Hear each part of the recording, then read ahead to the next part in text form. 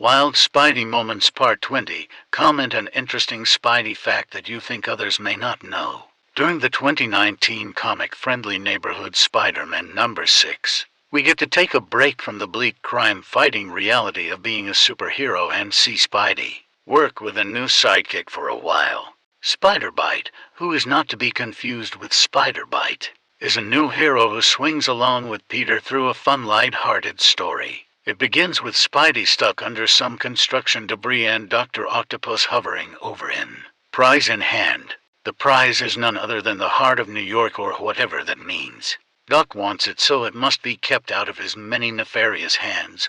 Lucky for our hero, his sidekick arrives. Spider-Bite throws quips and punches galore at the six-armed fiend. The young hero has Doc on the ropes when the Vulture comes to steal Octavius and the prized box away. Pete seems weaker than usual, letting his younger counterpart do most of the work but cheering him on and motivating him from the sidelines. Together they lift the rubble off Spidey and scurry after the villainous duo who seem to be taking the train. Very strange indeed. The two heroes swing after the train and catch up rather quickly. Inside the train car their spider senses go off like an alarm, and going after the Vulture and Doc Ock. They seem to have ran into a few more unfriendlies. There seems to be more going on here than we realize. Black Cat in disguise jumps our heroes while Kraven the Hunter ambushes from behind. Soon the train comes to a stop and all the villains hop off to meet up with the rest of the Sinister Six, Green Goblin and Mysterio. As it turns out, that's just where it begins. Mysterio had a veil over the real plan, an all-out assault against the Spidey duo by the never-seen before Sinister 60. Our heroes punch, kick, dodge, throw, and swing their way through every single one of Spider-Man's villain gallery, until they are the only ones left standing. Then the mastermind behind it all comes out of the shadows. It's none other than Stiltman, I guess.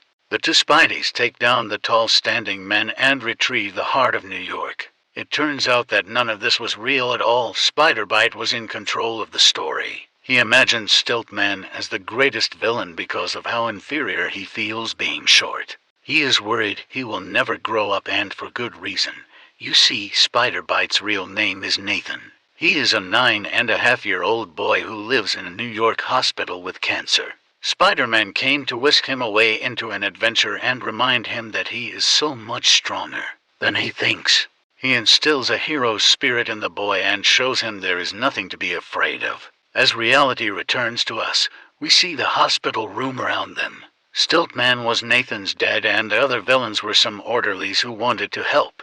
It turns out the prize, the Heart of New York, is Nathan's favorite action figure of his favorite hero, Spider-Man. As everything calms down and everyone leaves, Nathan becomes irritated and screams at his mother that he is not tired and doesn't want the day to end. He is embarrassed of his actions in front of the hero. Spider-Man understands, though. Nathan is just scared that if he goes to sleep he may not wake up again. He decides to give the kid one more adventure before he leaves for the day. They swing through New York one more time as partners.